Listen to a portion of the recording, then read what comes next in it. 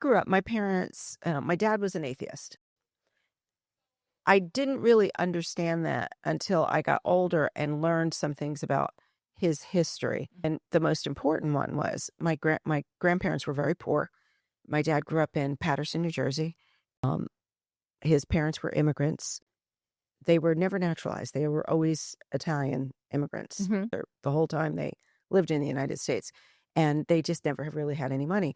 When my grandfather died, my father was only 8 years old. And my grandmother didn't have the money to bury him. And so for a week, the body was in a pine box on dry ice in the living room of the flat that they lived in. And what's really significant about that is that that flat had one bedroom, which is where my grandmother and grandfather had slept. There was like a little anteroom with a bed in it that my two aunts shared. Hmm. But my father and my uncle growing up slept in the living room.